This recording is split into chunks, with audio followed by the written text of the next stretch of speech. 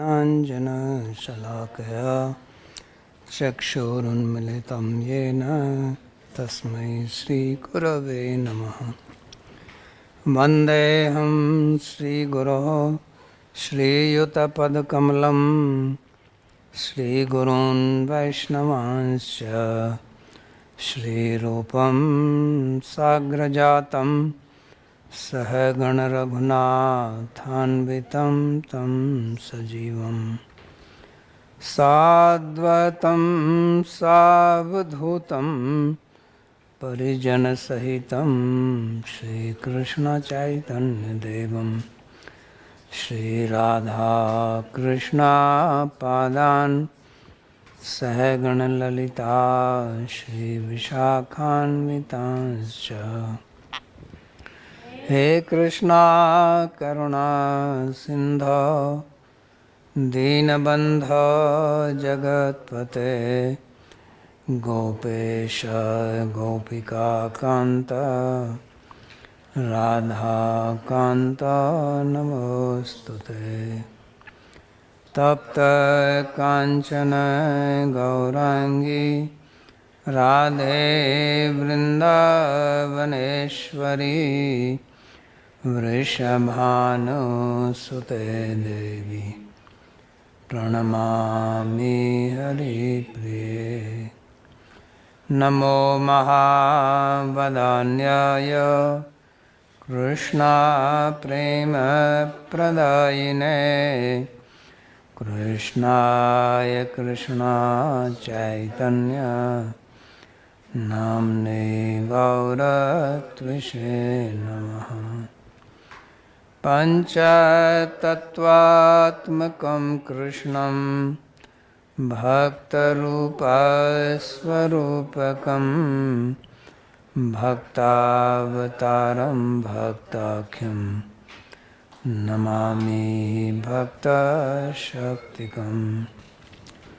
श्रीकृष्ण चैतन्य प्रभु नित्यानंदा श्री अद्वैता गदाधर शिवासदि गौरभक्तवृंदा। हरे कृष्णा कृष्णा कृष्णा हरे हरे हरे राम राम राम हरे हरे। जन्माद्यस्य यतोऽन्वयादितरतश्चार्थेषु तेने ब्रह्महृदायादिकवये मुह्यन्ति यत्सूरयः। तेजो वारिमृदां यथा विनिमय यत्र त्रिसर्गो मृषा। धाम्ना स्वेन सदा निरस्तकुहकं सत्यं परं धीमहि। नारायणं नमस्कृत्य नरं चैव नरोत्तमं देवीं सरस्वतीं व्यासं ततो जयमुदीरयेत्।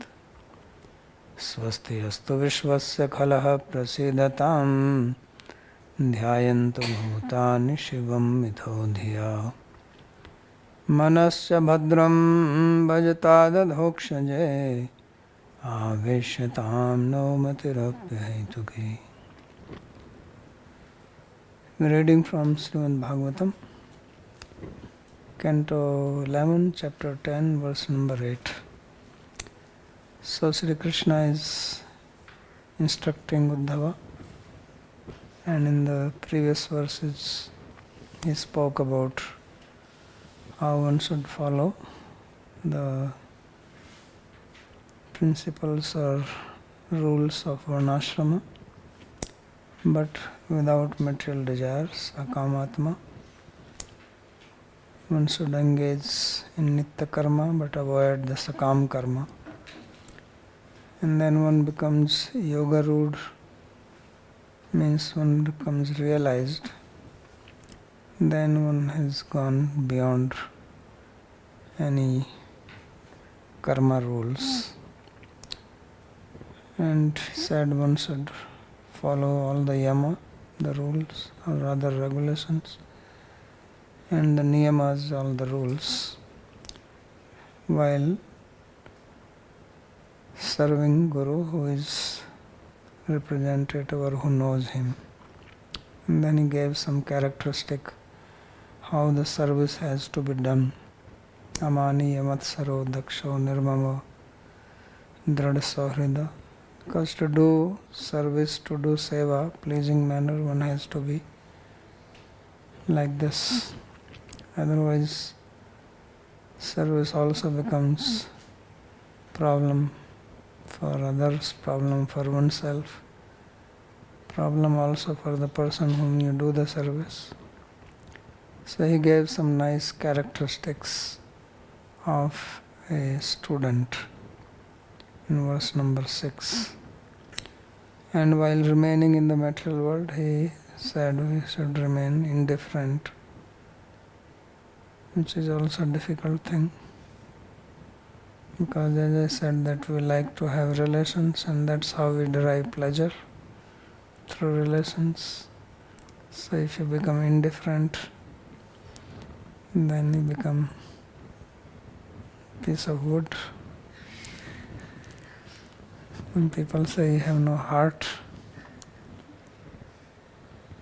so it says you be samam pashyan, means basically free from raga and dvesha.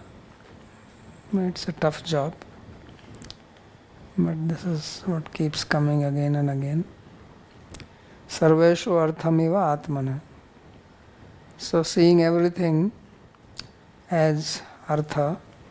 So sarveshu artham iva atmana means seeing everything as something beneficial for you, or seeing everything as which is meant for your upliftment. So this is how things have to be seen. So then he describes now in verse number 8, Vilakshanaha sthula sukshmad dehadatmekshita swadrik yathagnir daruno dahyad dahakonne prakashakaha. So he says one should also see how Atma is distinct from the body. Dehad Atma ikshita swadrik. So Deha means body, which is accumulation. Deha sanchaya. Body is kahin ka eat, kahin ka roda. Bhanumati ne kunva joda. So this is the kunva, which is made of the Panchbhutas gathered from outside, right? You eat food here, there. It grows like that. So anything which undergoes change is not eternal. That is the principle. So therefore it says Dehad Atma. And it is Ikshita Swadrik. So another principle is that the seer is different from the seen. So we see the body is seen, so there is a difference. And Swadrik, it is self-illuminated. It is not illuminated by the body, it illuminates the body. So there are two types of bodies, Sthula and Sukshma. So both Sthula Sukshma, Dehad Atma Ikshita. Vilakshana. Vilakshana means separate, or Vilakshana means that it has a different Lakshana. So Atma's Lakshana is different, body's Lakshana is different, therefore they are Vilakshana. And Yatha Agnir Daruno Dahiyad Dahako Anya Prakashaka. So he gives an example that you have a wood. So in wood there is fire, but you don't see it. Like that in body there is Atma, but you don't see. So Yatha Agnir Daruno Dahiyad. Wood burns, fire does not burn. Fire burns, wood burns. So fire burns wood. So So therefore it says Agni Dharano Dahyad. So burner was one which burns is separate from that which is burnt. And one illuminates, other is illuminated. So this distinction, he says, we should see this difference. Not easy to see the difference, but he's giving a difficult task. You have to do it. So he says, Swadehe cha ahamta naiv kuryat ityatra vicharama. So he says, don't have the sense of identity with your body. Ahanta. Ahanta means that I-ness and minus. So don't do I-ness, minus with the body. Problem. We are doing this all the time. So he says, don't do this. Ahanta naiv karya. So for that he gives you some vichar, some deliberation, which you should do. So first is vilakshana, that they both have different characteristics. Body changes, Atma does not change. At least we can feel that we were small, we grew up. Morning we were one way, another in the evening. Morning your mind was pleasant, then you got irritated. Right? So you see both. You see the peaceful mind, you also see the irritated mind. So one who is seeing is different from what is being seen. So you are not the mind. So if you are not the mind, you are not the body, because body is very gross. If you are not even the mind, how can you be body? And body doesn't see. You see. So therefore it says vilakshana. Sthula sukshma deha dvayat jadat drishyat cha atma chetaita ikshita drashta cha vilakshana. So he is giving the lakshana, that's why he says vilakshana. What is the lakshana for the body? Gross, subtle, it is inert, jada, not conscious. Drishya, it is perceivable. Atma is chetaita, it gives consciousness. Ikshita is the seer. Therefore it is vilakshana. Jivatmano api kinchit kinchit चैतैत्रत्वादिकम अस्ति एव यत स्वदृक् स्वप्रकाश हि आत्मा प्रकाशयात् जडात् दृश्यात् देहात् अन्येव. So he says that Atma also has little illuminating capacity. The real illuminator is Paramatma. So just like we have bulb in the room, so bulb is giving the light. But light is not the inherent characteristic of this. It is coming from Paramatma, I mean the main source of electricity. So like that, the real source of consciousness is Paramatma. And from that comes to Jivatma, and therefore Jivatma is also kinchit kinchit, he says, little. Prakasaka, chetaitritvad, dikamasti eva. Yatah swadrik swaprakasha. So therefore it is called Swaprakasha, self-luminous. Swaprakasha hi Atma prakashyat jadat drishyat dehadanya. So illuminator is different from the illuminated. So Atma is the illuminated, illuminator, body is illuminated. So they are separate. Tatra atas tatra katham ahantam kuryaditi bhava. So therefore, how can you consider it as yourself? This is the question. If we see that body is changing, we don't change. We see body, we perceive it. We are the perceiver. So how can we say the body is I? Like you look at the table, you don't say I am the table. Right? I am the book. You don't say I table, I book. You say iPhone.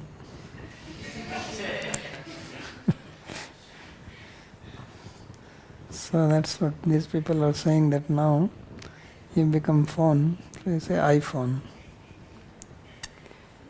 So we are saying I body. Now that has been extended to the phone. So he says, don't do that. So don't call it iPhone. Call it phone. So he says, यद्यपि परमात्मा एव स्वप्रकाशः जीवात्मा तो परमात्म प्रकाश्य एवं प्रसिद्ध तथापि तस्य परमात्म प्रकाशित्वे सति किंचित स्वप्रकाशत्वमपि स्यात्. So he makes it more clear here. He says that although it is only Paramatma who is Swaprakash. So Janmadasya to Anvaya Tarathasarthesu Bhigya Swarat. So it is only he, that Satyam Param, that is Swarat. Sweneva Rajata iti Swarat, who is luminous by himself, not by anything else. But from his prakash, some prakash comes to Atma, and then Atma also becomes Swam Prakash. So Atma is also called Swam Prakash, but it is not absolutely Swam Prakash. It is because of Paramatma. So he says, Yatha Surya Prakashitatve Satyeva Kanaka Rajataderapi Kinchit Swapar Prakashakatvam Syat. So he says, like sun is the illuminator. We get light from sun. And then gold, silver, they also have some illuminating power. They have also some glow in them. So that is coming from sun, not independently. According to Nyaya, Ayurveda also gold is considered as Tejas Padartha. Silver also, they are all Tejas Padarthas. Means they are fiery elements. So their fireness or fieriness in them is not their own. It comes from sun. Because science says that the earth broke down from sun. Right? That's what they say. It broke down, it was hot, then it cooled down. So therefore if gold is there on earth, it came from the sun. So therefore it says it is because of the sun. Vilakshanayor anyatve drishtantaha. So why they have separate characteristics? He gives an example to understand this. Yatha agnir dahiyat darunaha kashthat sakashat dahoko huyanya. So he said, just like fire, which is a dahaka, which actually burns, is distinct from the wood, which is burnt, which is dahiya. So there is a dahiya dahaka sambandha between them.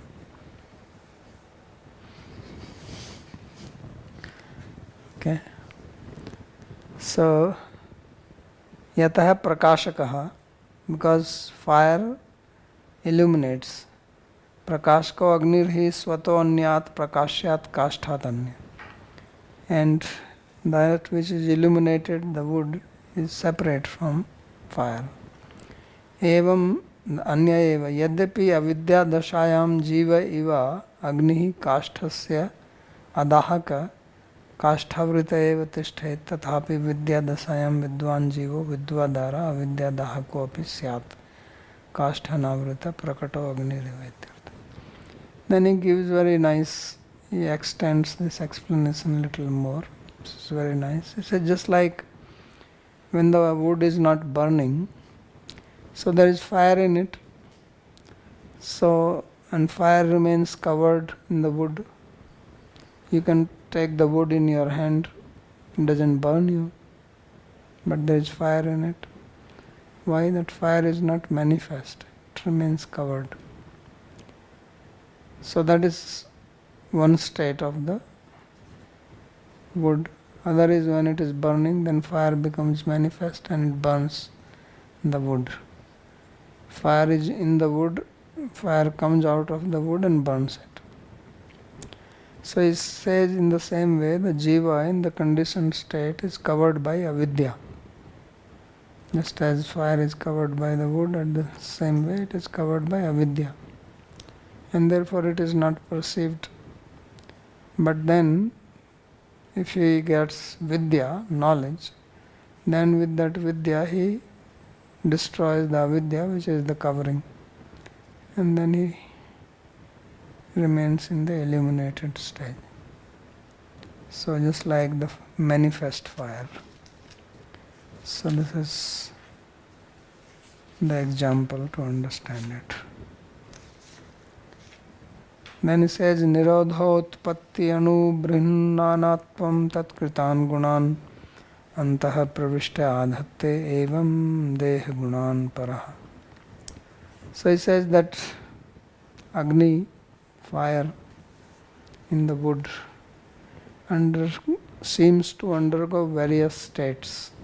Like you burn the wood, so you say fire is generated. Then you extinguish it, fire is finished. You make little fire, big fire, different shapes of fire. So these are all qualities of the wood, not of fire. Fire is fire. But by imposing the qualities of the wood onto fire, then we say fire is created, fire is destroyed, fire is small, fire is big. Or fire is straight, fire is round. Different ways you see it.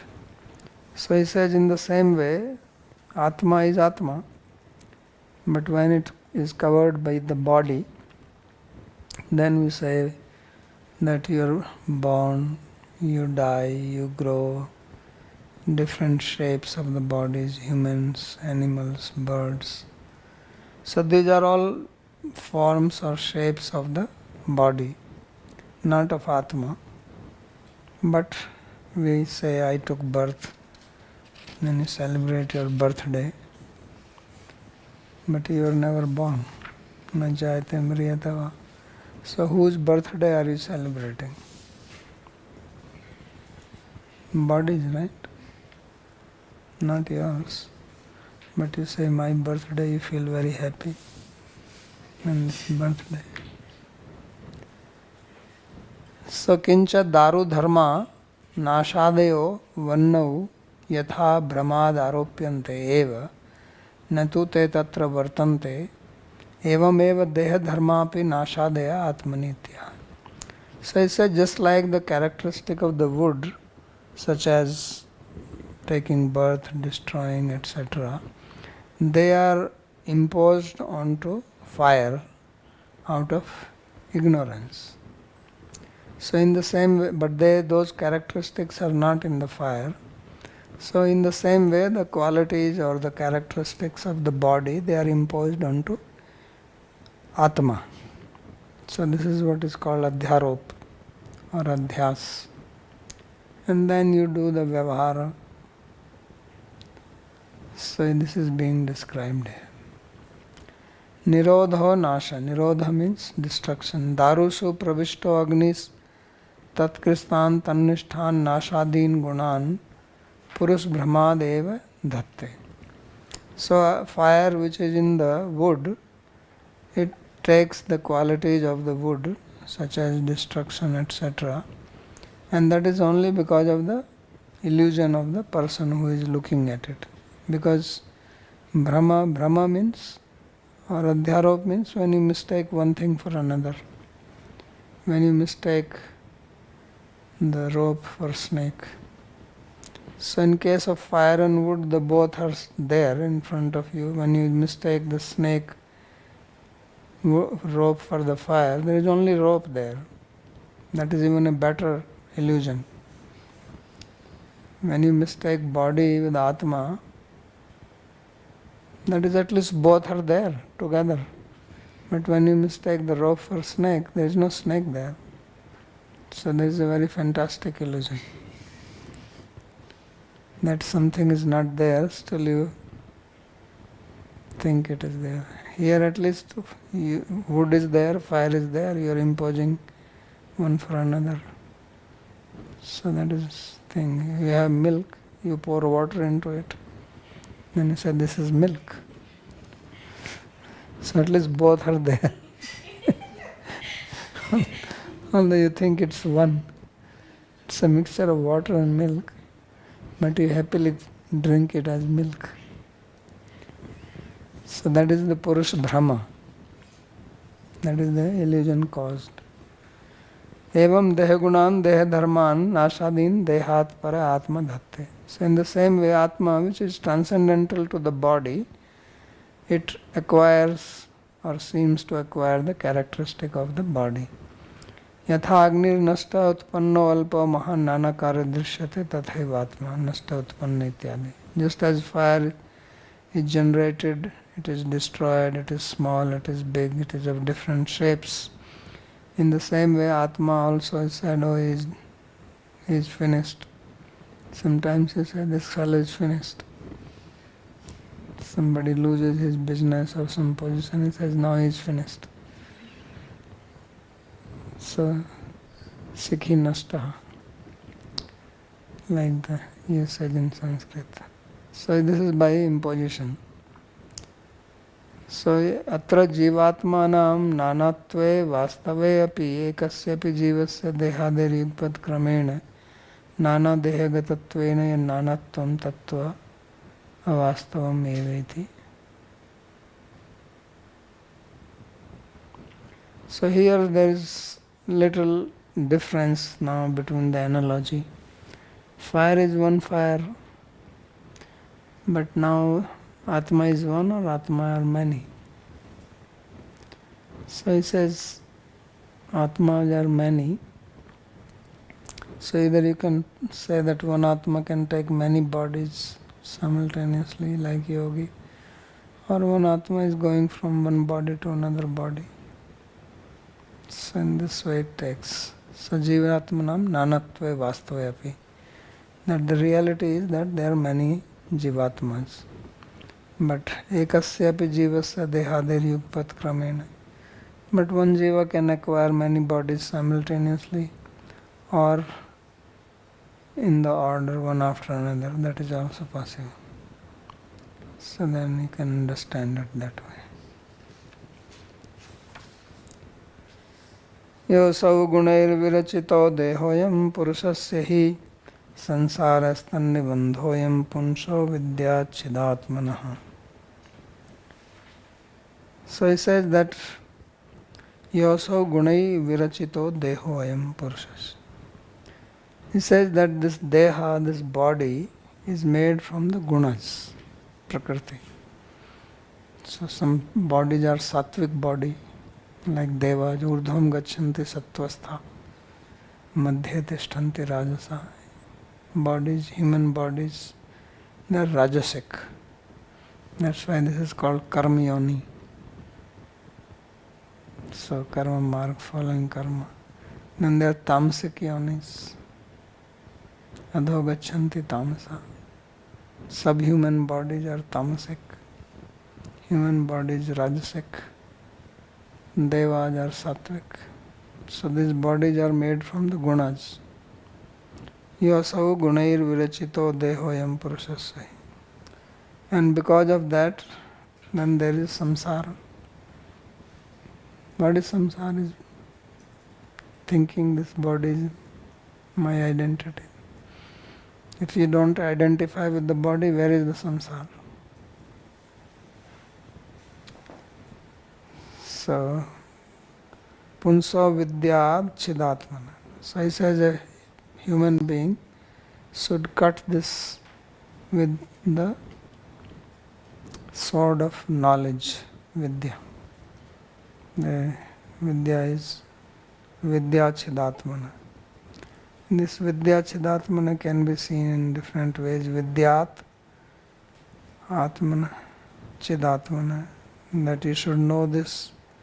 One is that way of seeing, one is taking this Vidya Chidatmana as one compound word. So it can be taken as two words or a compound word, and meaning can be given like that. Purushottam Prabhu, आपका क्या है? It was just interesting to observe this because in Jain Dharma, they accept Atma takes a different shape according to the body. So here it is completely rejected. So maybe that would be the one of the reasons they rejected the Vedas, I guess, probably. They have some of these disabilities. They have what Vedas? They rejected, they don't accept the Vedas as authority, right? Jain Dharma, that's what we call them atheistic. Atheist. Yeah, they don't accept Veda. But not because they think that Atma is the size of the body. That's not the reason. It's other way around. Because they reject the Vedas. Then I'm sorry, tell only what they don't accept that. They accept Atma takes a different shape. Elephant Atma takes elephant shape. Yeah. Atma takes human shape. That's what my understanding is. Yeah, your understanding is right. But I'm saying is that they don't reject Vedas because of this. Oh, okay. Why do they reject the Vedas then? No, they reject Vedas to begin with, and then they say like this. So they reject Vedas because Mahavir Jain or their Tirthankar, they did tapasya and they realized without Vedas. Just like Buddha. So nanu agner darun sanyogat tad dharm bhaktvam ghatate atmanastu asangatvat katham dehena tad dharmairva sambandhe vakrata tannivritta tatra. So now one question is raised, because he gave the example of fire and wood. So now fire and wood, they are in contact. Fire is in the wood. So they have sanyog sambandha, right? Parvatoyam vanniman dhumat. Yatra yad dhuma tatra tatra vanni. Yatha mahanasam. So, but in case of Atma and body, there is no sambandha. There is no relationship. So if you have to impose one thing onto the other, some relation will be there. No? Like I impose the book onto the table, there is sanyog sambandha. If you put paint on something, some object, you color it, there is some relationship. So here there is no relationship. What is the relationship of body and Atma? What sambandha is there? Any sambandha you can think of? Ashraya. Who is Ashraya? Body or Atma? who is Ashraya and body is Ashraya. Who is Ashraya? Body is Atma is Ashraya and body is Ashraya. Well, Atma is, body is there, Atma is not there. Atma. So it is difficult to say that it is even Ashraya. So therefore he says that Upanishad says asango hi ayam purusha. That purusha is asanga. So then how this happens? This is the question he is raised. So this is where the Maya comes into picture. Without Maya, it is not possible. So, Sayam Bhagavato Maya Yannayena Virudhyate Ishwarasya Vimuktasya Karpanyam Utbandhanam. So this is the Maya of Bhagwan, that although this Jiva is different and not conditioned, yet it becomes conditioned. Krishna also says, Baddha Mukta iti vyakhya gunata mena vastuta gunasya maya mulatvat name Moksha na bandhana. The Atma actually has neither moksha nor bandhan. Yet it is there.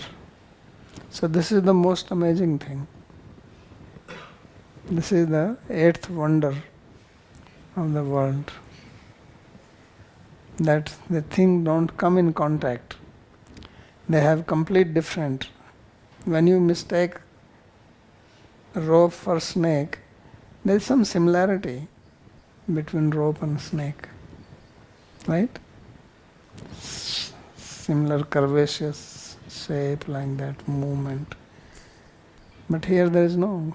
They have completely opposite quality. One is temporary, other is eternal. One is unconscious, inert, other is conscious.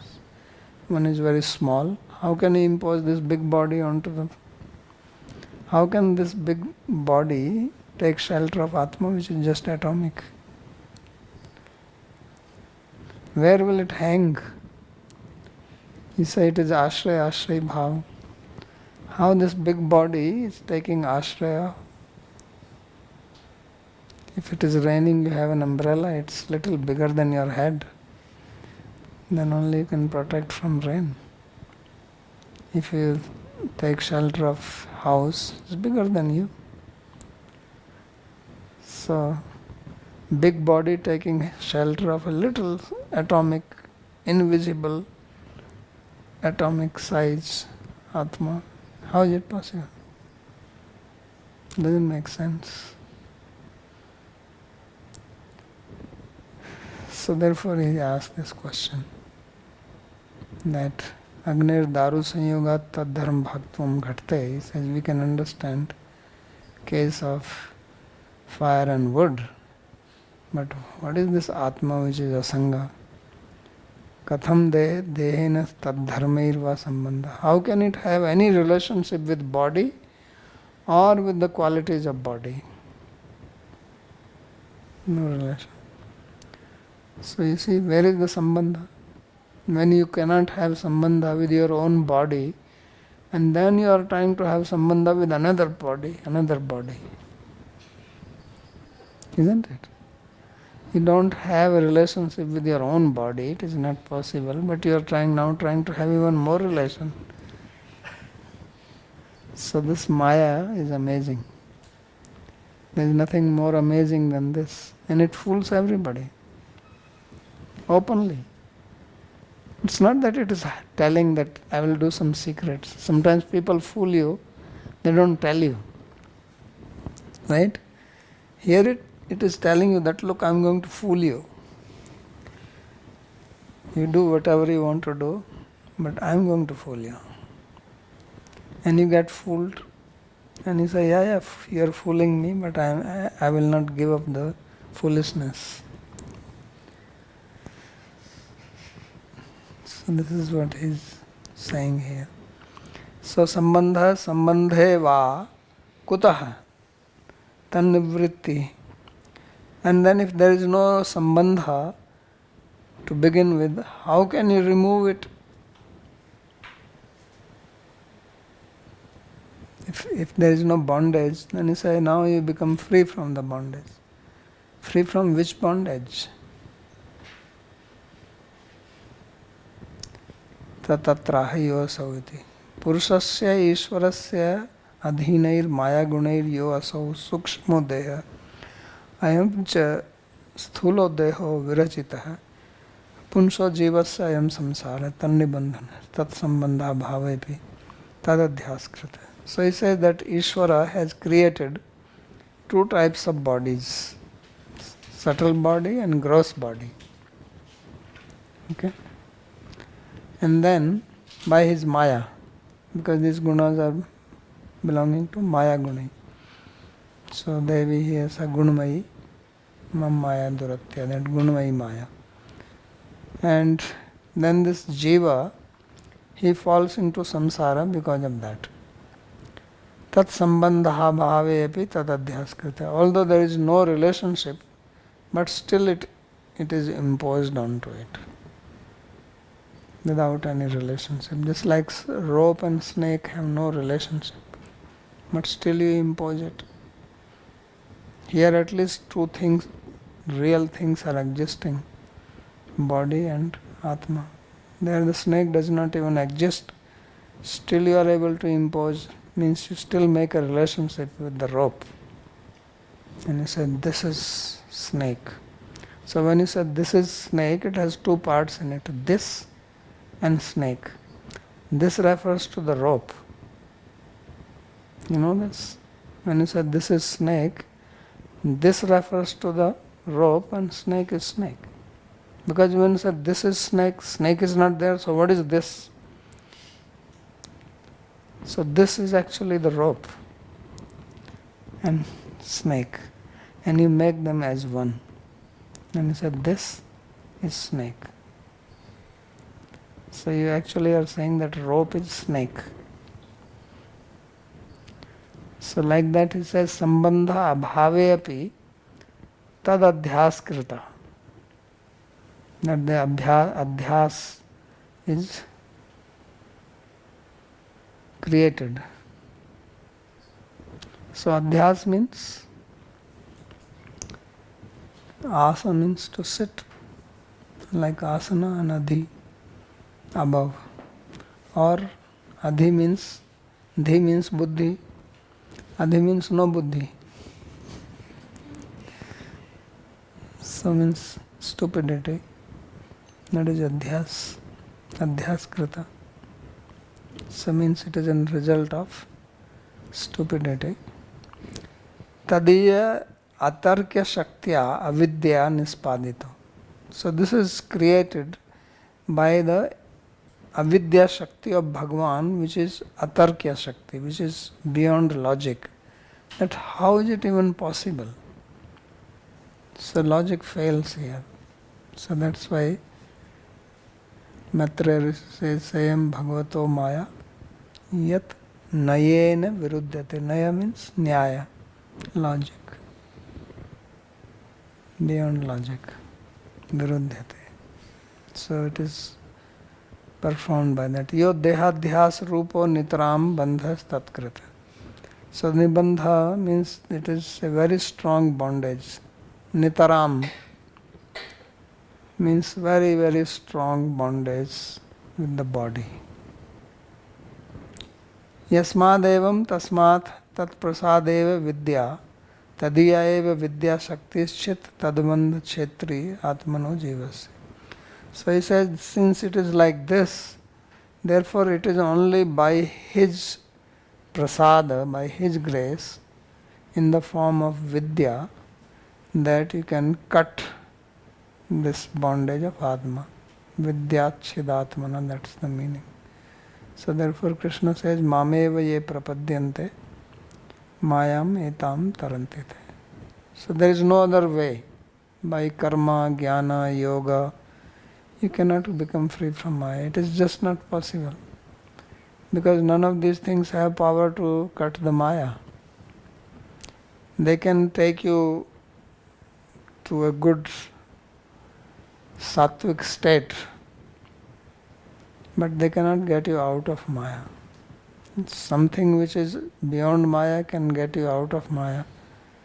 All this karma, jnana, yoga, they are within the realm of Maya only. How can they take you out of Maya? Impossible. So therefore Krishna says, Mameva ye prapadyante. Because he is Mayapati. Mainam tu Maheshwara. Mayam tu avidyam vidyat, Mainam tu Maheshwara. So that Maheshwara, that Ishvara, Bhagwan, it is his Maya. Therefore he says, Mama Maya, Meri Maya, my Maya.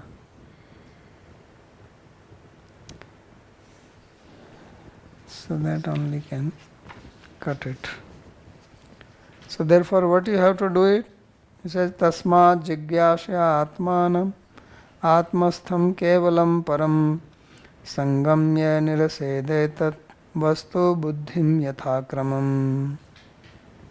So he says, therefore by the jigyasa, by this knowledge, jigyasaya atmanam atmastham kevalam param. So that Atma, which is pure and distinct from this gross and subtle body, You know this and then you give up vastu buddhi. Nirased etad vastu buddhi. To think that this body is my real self, you give up this thinking. And this is not going to happen immediately. So therefore it says yatha kramam. That gradually, by doing your sadhana properly, you will become free from this.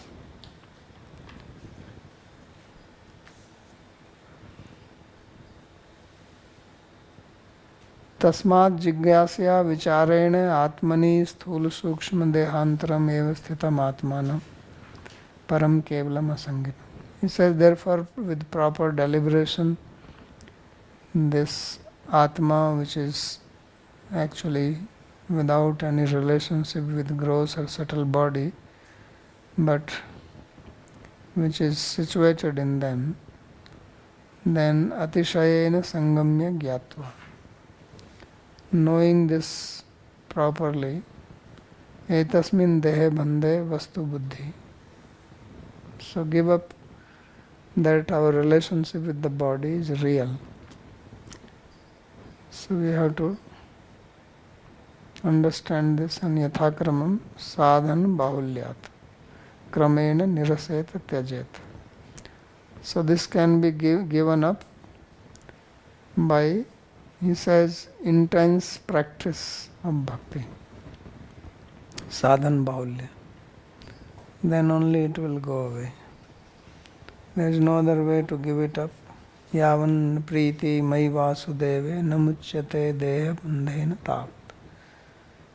So as long as we do not develop prema for Krishna, that this bondage to body is not given up. So for that, how to get this vidya? So for that also he gives the process. He says, Acharyo arunirradhyaha syadante vasi uttararni tatsandhanam pravachanam vidya sandhi sukhavah. So he is comparing the guru, student, the teaching and the knowledge generated from that to the olden time days where they used to generate fire by rubbing 2 pieces of arni wood. So when they created fire for the yajna, there was a wood piece round with a hole in it. There was another wood on top that was rotated, and then the spark will come out of that, and then you catch that. Like these days we have matchboxes. It's also rubbing, then you create fire. So the fire was generated like that. So he says that you have to generate this fire of knowledge to remove the darkness of ignorance. So he says Acharyo arniradhya. That Acharya, Guru or teacher is the bottom wood. And Syad ante vasi uttararni. And the student, he is the top wood. And tatsandhanam pravachanam. And churning of those 2 woods, that is in the form of the teacher giving pravachan. And vidya sandhi sukhavah. And then the fire which is generated, the knowledge which is generated from this combination of teacher and student, that is what brings happiness. Sukhavah means that is what will generate the fire and make one free from the ignorance. So Gurur labdha vidya eva avidya tatkarya nirshana kshamaiti spashtikartum vidya utpattim agni utpatti rupkena nirupayati. So he says, after having a guru, and acquiring knowledge from him, then with the help of that knowledge or vidya, one gives up avidya or ignorance and its various products. So to make this clear, to make us understand this thing clearly, so he is describing how knowledge is generated by the example of how fire is generated. So in the olden days, this is how fire was generated. But now you have a lighter, or you have a heater. So in the olden days, knowledge also came like this, that there is a guru and then disciple is called Antevasi. Ante means near. So one who lives near to the guru and then hears from the guru, pravachanam, sandhi pravachanam, as I said. Then he got knowledge. So like these days, fire is also generated in a different fashion. So now knowledge also changed in different fashion. No need to live in the Gurukula. So he's giving old example. So Acharya iti Adya. Acharya is the Adya. Adya means Adhara, means the lower. Tatsandhanam tayor madhyamam manthan kashtam. So there is a manthan kastha, the churning wood, and there is a top wood. So the manthan kast, the churning wood is the pravachan, the lecture given by the teacher, upadesha, instruction. And vidyatu sandhi sandhau bhavan agni. And knowledge which is generated is like the fire which is generated in between these two woods. Tathacha shruti. So there is also a statement like this in the Upanishad also. Acharyaha purva rupam ante vasi uttar rupam vidya sandhi pravachanam sandhanam iti. So there's basically same thing is said, that Acharya is the purva rupa, means the lower wood, and the student is the top wood, and in between is the churning wood.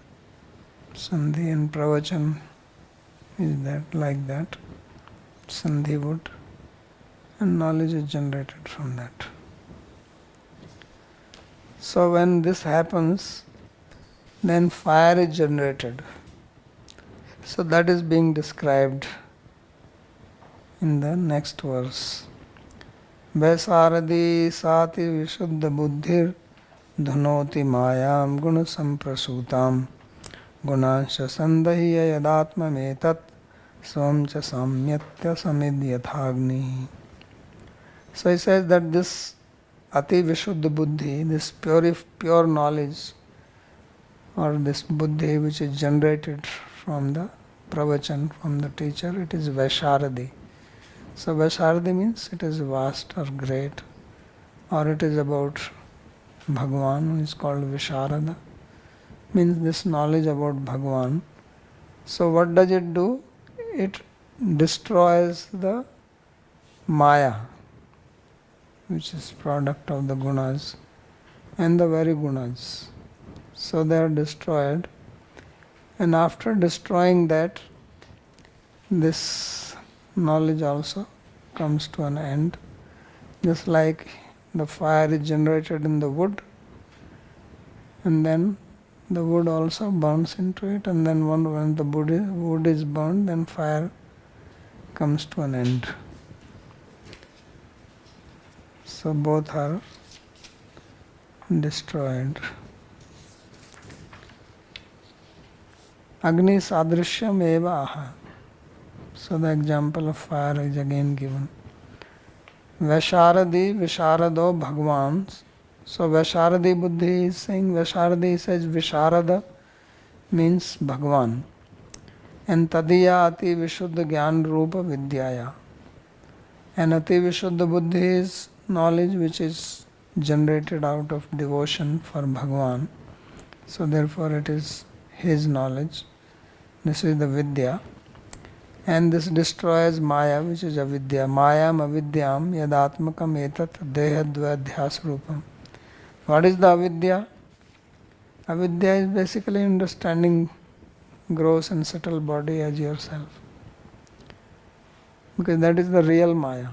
Body is real, Atma is real, but to think I am the body, that is not real. Because you cannot destroy something which is real.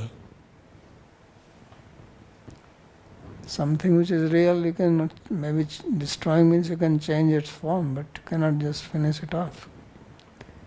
But if something is wrong, like the snake is not there, it's an illusion. So then you see the rope. So here also the mistake is this adhyas. Dehadvadhyas rupam sansar bandhanam. That is the bondage. Tan gunanscha dagdha. Then burning that, asamit nirandhano agnir yatha nirvati. So just like the fire which does not have any more fuel or wood comes to an end, tatha swayam vidyapi samyati. So what is happening here is this is a problem. If you say that vidya will dispel avidya, but then vidya will remain. Vidya is in sattva guna, avidya is in rajas tamas. Sattvat sanjayate jnanam. From sattva you get jnana, and jnanena tad yad ajnanam nasit atmana. So with jnana you can destroy ajnana, but then jnana will hang around. That is also sattva guna. So he says that also got destroyed by itself. But it doesn't get destroyed just by itself, but because of the bhakti. Otherwise not possible. This is where the problem comes with Advaitvada. Advaitvada is also described like this, that Vidya will destroy Avidya. But then what will happen to Vidya itself? You say that Brahm Satyam Jagat Mithya. So now this Vidya will remain. Who is going to destroy Vidya? So they give this example. But really this example does not apply to them if they don't do bhakti. So therefore Vishwanath Chakravarti Thakur is making it clear. The verse does not say like that, but it is understood because there are other places we know from that. So it says, Tataha kevalaya eva bhaktya abhyastaya shantiratim prapya bhagavat salokyam prapnoti yaduktam bhaktir muktya eva nirvighna iti atta yukti viraktita iti shanti rati matam गुणीभूत भक्ति मताम ज्ञानीनाम तो विद्या विद्या और उपरामे ततो माम तत्वतो ज्ञात्वा गीतोक्ते भक्तिरुत्था ज्ञानम परमात्मैक्यम. So if this person who is aspiring for moksha, if he has performed bhakti along with his path of jnana, then this bhakti is going to dispel this vidya and he will attain moksha. So that moksha is of two types. One is that he can attain Shantarati or he can attain Sahajya Mukti.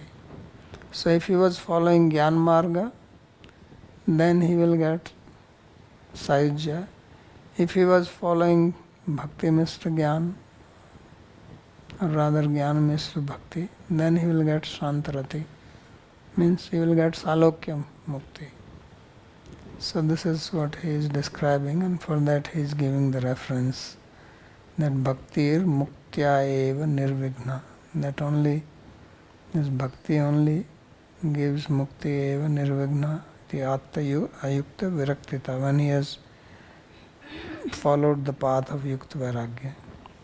So he says it is shanti rati matam. So they get shant bhav. And those who are following Gunibhut Bhakti Matam Jnaninam, means Bhakti Mishra Jnana, then as Krishna says, Brahma Bhut Prasannatma na shochati na kankshati samay sarveshu bhutesu mad bhakti labte param. And then Bhaktya mama vijanati yavanischit tattvuta tato mam tattvuto gyatva vishate tadanantaram. Then he will enter into Brahman. So these are two separate destinations, two different types of mukti. That should be understood. So this sloka, we have to understand that because Advaitvadis will cite this and then will say, oh, they are right. Okay, Pooja.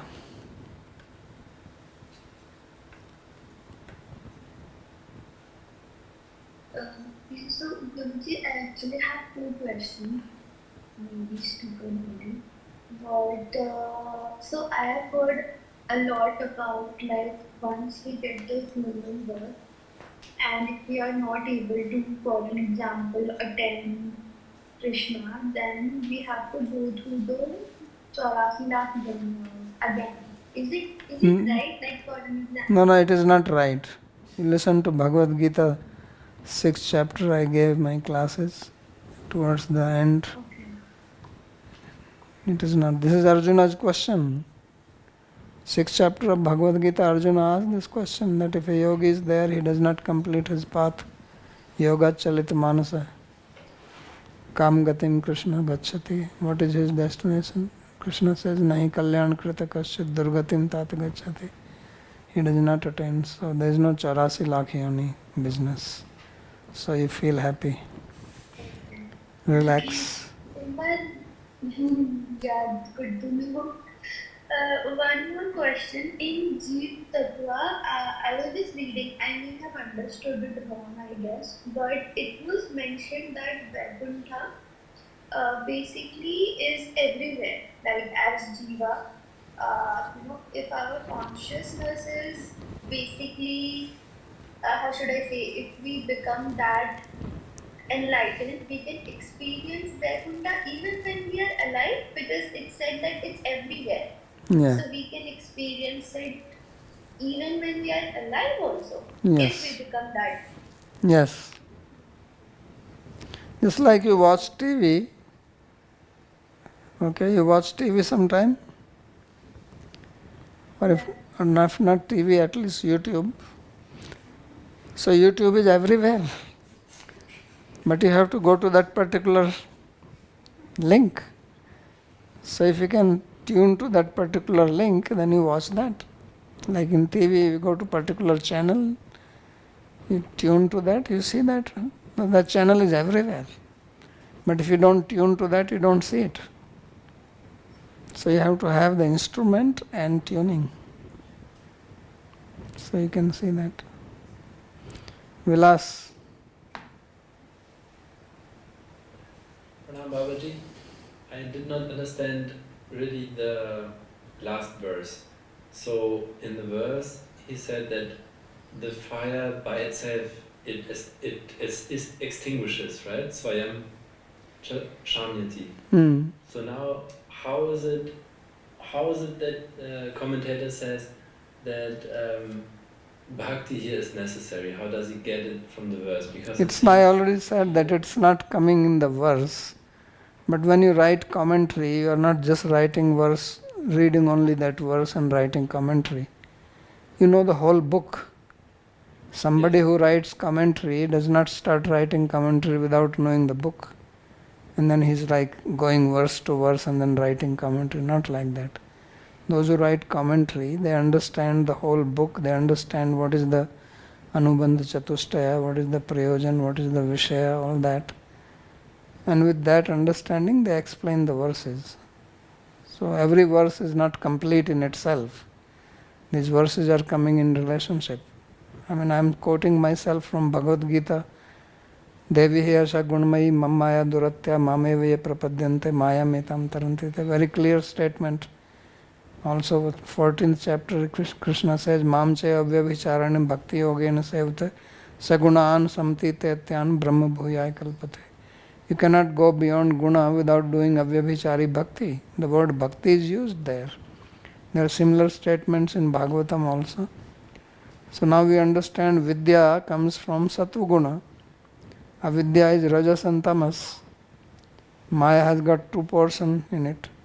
Vidya mamatanu vidya uddhav sharirinam. Adye maya vinirmite Krishna says, he will say it later in this canto itself, that Vidya and Avidya are my two portions coming from Maya, which is Anadi. So now we understand that Vidya is also part of Maya, Avidya is also part of Maya. So now Vidya is destroying Avidya, but then then Vidya will remain. So how you become transcendental? So therefore he says by bhakti.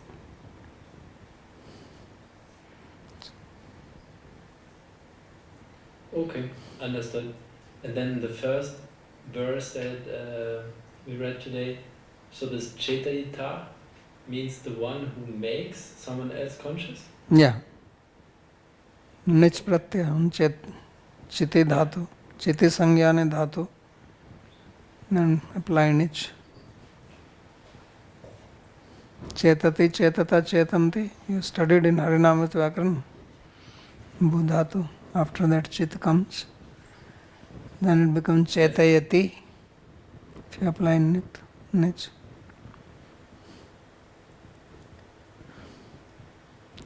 Sandeep. Pranam Babaji Maharaj. So my question is regarding this verse number 12 and 13. So, as it is clear that one has to be gunati to transcend the conception of being the body. So in this 12 and 13, what exactly is gunati? The production of knowledge or destruction of knowledge? With 13, as he is saying that Vidya is also destroyed. So what exactly is gunati? Then why is he stressing on Vidya in the first place from 10, I think 9th verse onwards, 9th or 8th verse.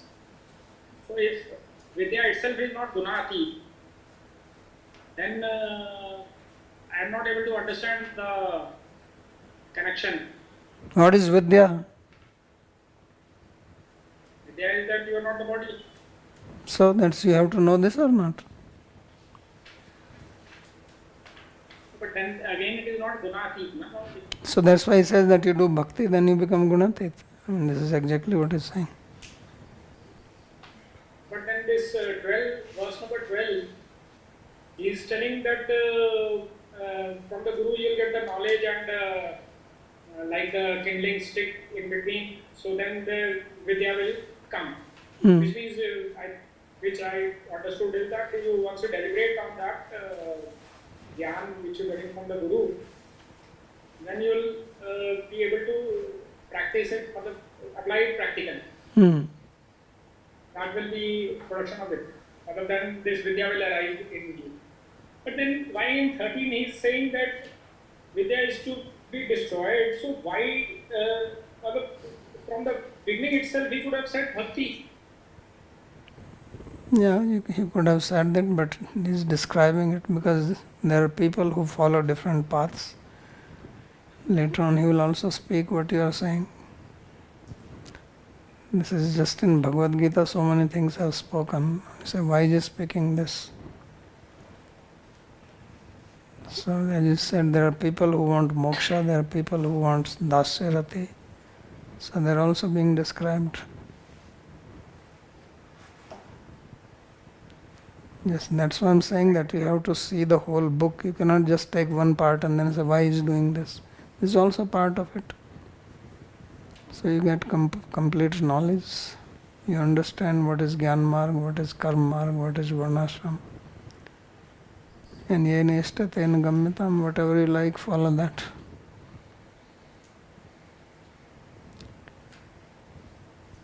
Okay, Mohini.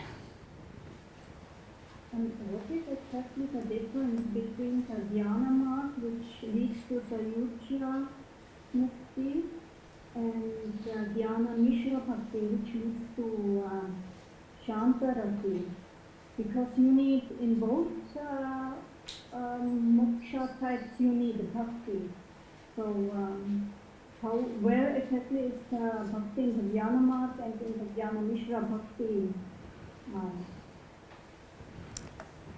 So when somebody is following a particular process, they have to be very clear what they want. Is it very difficult to understand that? No.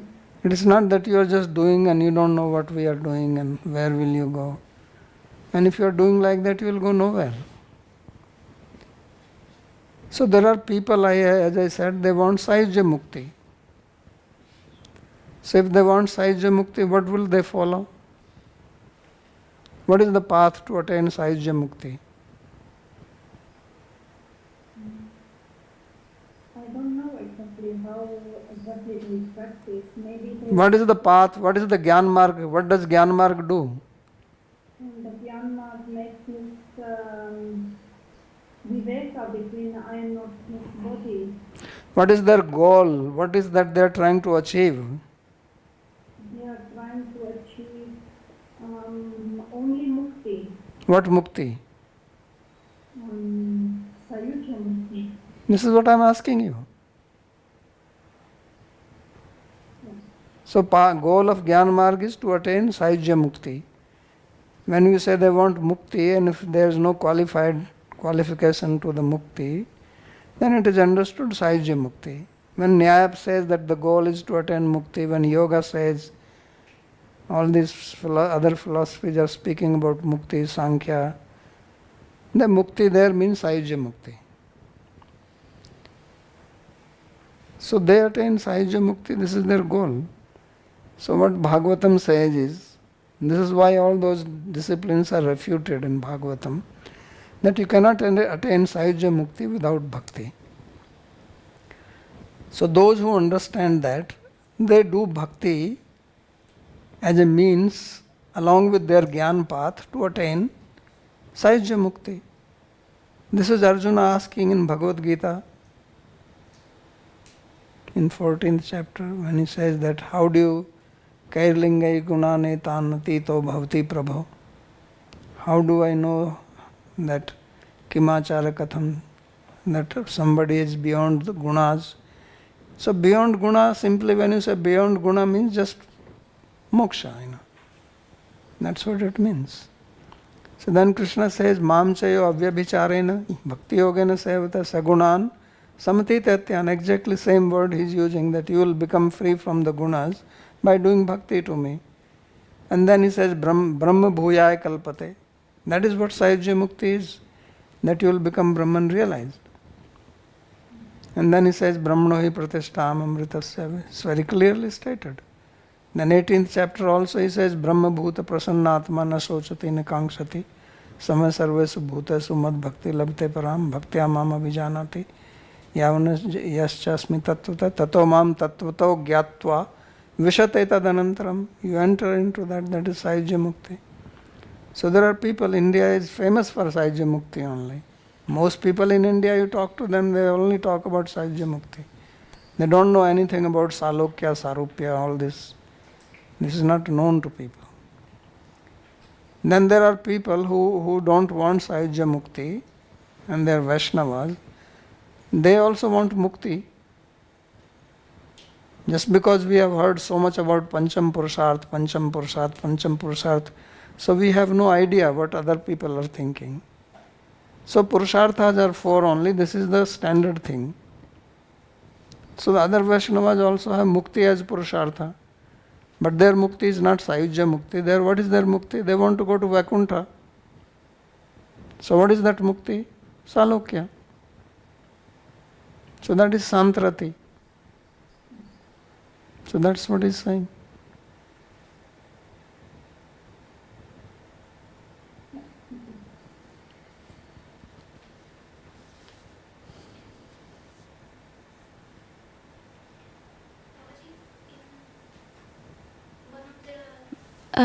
Commentary from Vishnu Chakravarti, you said that Atma can have simultaneously multiple bodies. It's like Sabri Muni had. Okay. How many bodies? 50. That's a lot. Okay. Okay. Now you have to eat food 50 times. You need a lot of food. It's a whole family. 3 times a day, 50 people eating. You need a big kitchen. 50 bathroom. Or there will be a queue. 50 bed. I have one more question, Babaji. You mentioned that Jnani, they can't go to the Shantrasa because they are not performing bhakti. But They don't want this. No question. Yeah, They exactly. cannot go. Yeah. Why should they go? Your Yeah. goal is to go to, say, Yeah. Radharaman temple. Then you say, oh, you cannot go to Radha Govindji. No, you can go, but you don't want to go there. You want to go to Radharaman. So they want Sahija Mukti. So why do you mean they cannot go? They don't want to go. My question is, Babaji, that for them, how Vidya gets dispelled? Because for Because they do bhakti in their sadhana stage only. When they are doing sadhana, they are doing bhakti also along with it. So that bhakti will destroy their vidya. So then they will go to Shantarasana. But there were 2 types. Arre Baba, there are 2 types, both do bhakti. Okay. This is what I explained just now. I thought one is performing bhakti and that's how they go Shantarasa, and another one doesn't perform anything. So how he will get Sahija Mukti? Yeah, that was I said that you cannot become free from the gunas without bhakti. But this is their understanding. They don't think that bhakti is the ultimate goal of life. They think that bhakti is a means. This is their understanding. There are many people like that. All Advaitvadi people are like that. They also do bhakti, they have temples, they do puja, arti, offering, everything. But this is not their ultimate destination.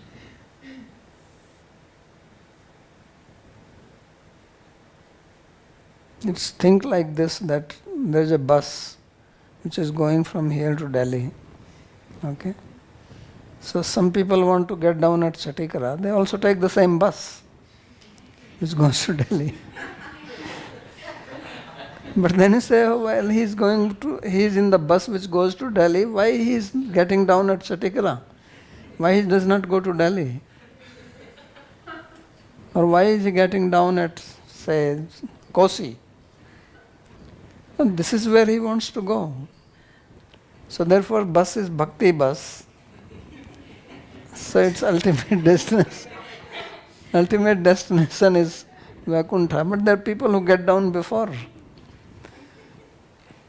So Brahmaloka comes before they get down. He says, no, we don't want